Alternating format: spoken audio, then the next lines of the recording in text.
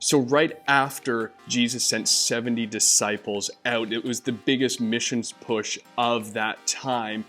This lawyer comes and asks him and says, like, Lord, like, who's my neighbor? And Jesus tells this incredible story, this parable, but actually had real historic significance. And the story was the Good Samaritan. And in this story, there's a man who went on a journey and was actually attacked and left half dead on the side of the road. And both a priest and a Levite walked past him and actually walked past on the other side because they didn't want to infringe on their religious traditions. And then this Samaritan comes rocking up and he sees the man there, and he ends up taking the man, and he had oil and he had wine.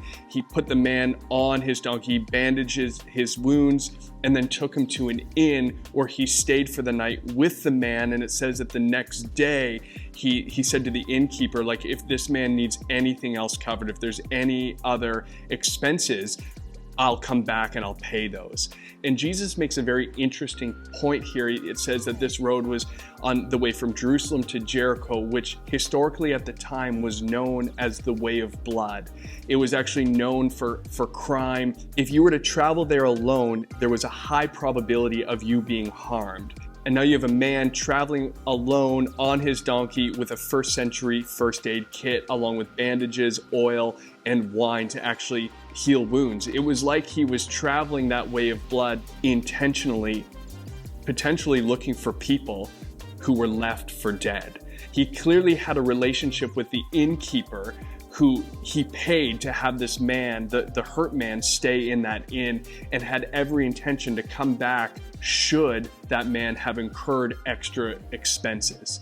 So when Jesus finishes this parable, again, talking to the lawyer, he says, like, hey, so who was the neighbor? And the lawyer says, well, the Samaritan was. And Jesus says to him, so go and do the same. So what we discover using the Good Samaritan parable as the example is love is purposeful and it's intentional. In the context of Jesus sending 70 disciples to go share the gospel, what we're seeing is that a disciple of Jesus intentionally loves, intentionally gives themselves for the sake of another, and actually does this on purpose.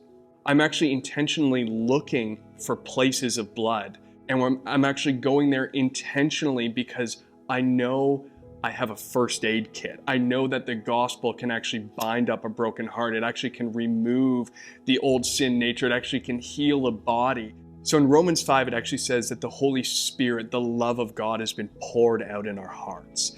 And love doesn't mind being uncomfortable. And when we love, we will purposely seek those places. The farthest, darkest corner of our community, our family, our city, we will go there because we know that the love of God that's been poured out in us, if it can be poured out in us, it definitely can be poured out there.